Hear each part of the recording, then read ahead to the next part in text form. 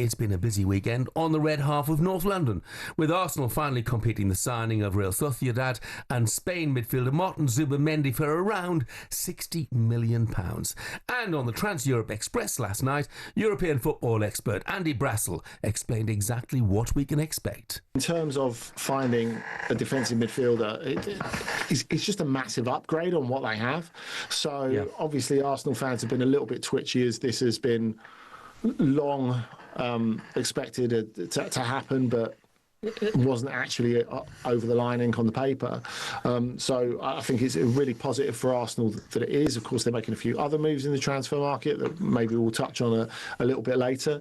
But Zubimendi is so much more suited to what they want. You know, someone who's a defensive midfielder but has a nimbleness to him, who has the craft, who has the ability to bring the ball up the pitch at a decent speed and help them transition, which I think for a team with the forward players of Arsenal and the forward players that they might have by the beginning of next season is by the end of this programme, by the end of this programme is an entirely positive thing.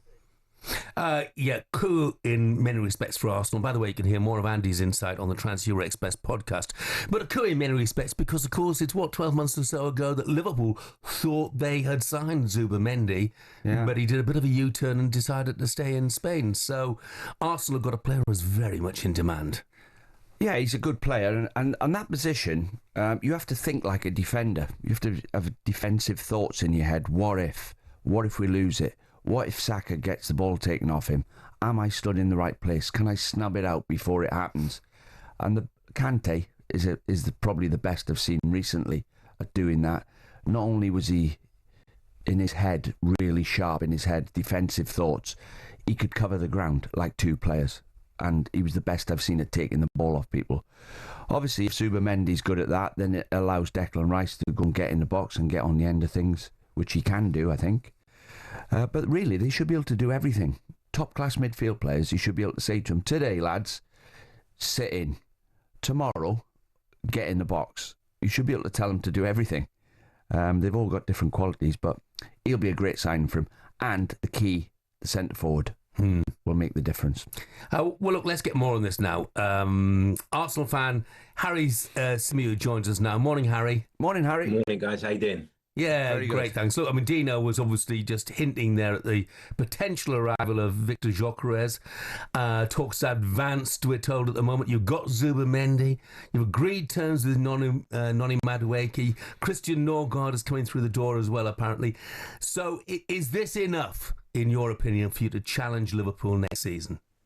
Well, it feels like the window for Arsenal's finally got going. The Zubimendi thing, as you guys were mentioning there, it's been sort of brewing in the background for a long, long time. But the player that everybody was looking for from an Arsenal perspective was that centre forward. And it feels like they've made significant progress over the last couple of days in terms of getting close to a deal for Viktor Gyokeres. Now, there's been a lot of debate over the last couple of months. Gyokeres or Sesko, those were the two players being strongly linked with a move to Emirates Stadium. But I think they've made the right decision in the end by seemingly refusing to pay the crazy price that RB Leipzig were looking for Benjamin Sesko and pushing forward on a guy that is really, really desperate to join Arsenal. If you read some of the reports that were coming out last night, he's willing to give up some of his own money to facilitate this deal. It almost reminds me a little bit of that transfer deadline day where Peter Odemwingie was sitting in his car waiting for a move to go through. That's the kind of feeling you get from Viktor Gyokeres in terms of how keen he is on coming through. For a while, Arsenal have needed that profile, you know, that out-and-out centre forward, and I think Viktor Gyokeres is going to be exactly that. So really excited about the way Arsenal's business is starting to kick off now. Yeah, Harry, it's not just his goal scoring. Also, out-and-out centre forwards want to run towards the opposition's goal as well, and that creates space for Odegaard. So Odegaard will be delighted as soon as they sign a striker, because if you've got a centre forward that keeps coming towards the ball all the time, the opposition's back four just squeeze up, no space for Odegaard. So even just by making runs forward with a striker's thoughts in his head, I'm going to get in behind. And obviously when Odegaard gets on the ball, he's got someone he can thread in, as well as the two wide players. So it'll make a big difference to the team. Yeah, for sure. I mean, I look at Arsenal's attack as a bit of a kind of ecosystem rather than it being about two or three individuals. You need that individual brilliance and quality for sure, but you need people that are going to help bring the best out of each other. And I think you're absolutely right. Having that centre forward who is going to stay in those positions, is going to occupy centre halves, is going to occupy the back line, might not always get the ball on every occasion, but that is going to make the world of difference to the players around him. And, you know, it will allow the likes of Bukayo Saka to get the ball in a bit more space on the right. You'll see it on the left. You'll see the midfielders be able to make those runs into the box slightly later and box crash, if you like, without always having the full attention of the centre-backs. In the past, it's been, look at Arsenal, they don't play with a conventional centre forward. So as you say, we can squeeze up and we can make life difficult for them.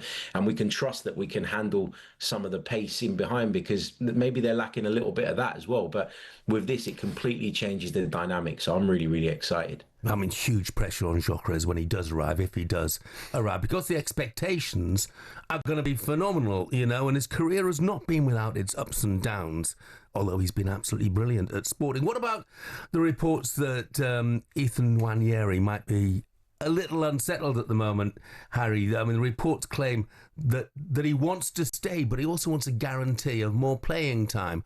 Well, that's an impossible guarantee to give, isn't it? Yeah, I think that's really difficult for Mikel Arteta to do. You know, Ethan Nwaneri broke into the first team properly, I would say, last season, had some really great moments, came in more so out of necessity than anything else. It's not to take away from his quality, but I think Arsenal were quite keen in the first half of the season to protect him and to use him in the right moments. As the injuries got worse and worse, he had to play more and more. But in the last few games of the season, he didn't really get a look in, and it's difficult to put your finger on why that is. Was it a fitness thing? Was it a tactical thing? It's hard to know exactly why.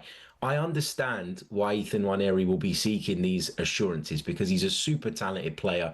He's got the world at his feet, and he wants to make sure that he's in the right place to progress first and foremost. But if I think back to when he signed his professional contract with Arsenal, something very similar happened. It went right down to the wire. There was lots of talk about the likes of Chelsea and others being interested. And so at the moment, I'm not particularly panicked. I think this is a player's representatives doing their best to make sure they get the best possible deal for their client. I don't blame them for that. I don't begrudge them for that. But I am confident that he will sign a new deal with Arsenal. Harry, I think you've nailed that. Absolutely. You know, and if he wants guarantees of more minutes, well, Chelsea's not the club to go to, really, either, is it? Exactly. So, Harry, thanks very much indeed. Thanks, Speak to you soon. Thanks for having me, guys. Cheers. Looking good for Arsenal, Jeff. Yeah, I have to say. It is looking good, but you've got to bear in mind that other teams, Liverpool and Manchester City, are both strengthened as well. I'm going to be fascinated if Gyokeres does end up there, because, you know, I was just looking at his record, and his record elsewhere. You know, maybe ignore the Brighton spell where he didn't get a kick of the ball, even though he was there sort of 3 years. He went on loan to St. Pauli, scored 7 in 26. Then he went to Swansea on loan, didn't score in 11. Coventry, 41 goals in 110 games. Excellent. That's not at the top level, though. Not at the top level. So I just think, and I'm not going to 102. Oh, look, I'm not going to criticise him at all, because I think he very likely could be the answer, but I just feel he has to start well.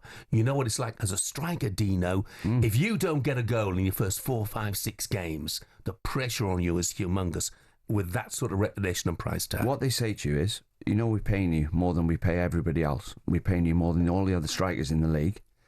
You've got to produce. It's up to you now. It's the price on the ticket. We pay you. You get goals for us. Yeah. By the way, I'm going to stick up for you now. Simon from Warrington says, Dino, I don't think you could be any wider of the mark. The game has changed so much. The two best defensive midfielders last season were Gravenberch and Vitinha. Neither of those have defensive brains, do they? They get on the ball and dictate play. Simon, it's a good point, but I would just quote you, Rodri. Now, he's got a defensive brain, hasn't he? Still gets on the ball and dictates play. It's just part of the package. I think that's what Dino was saying. You've got to be able to do the lot. Otherwise, you just put a centre half there. Yeah. So obviously, he's not going to be very good on the ball. Yeah. So if you can do both, you're Rodri. And what we've seen of Zubimendi, by the way, he can do both. the loss. Yeah, absolutely. Arsenal fans, give us a call this morning, 03717 223344. Are you excited about the players coming through the door? Are you upset or concerned that Ethan Nwaneri could leave the club? talkSPORT Breakfast, waking you up Monday to Friday morning from 6 a.m.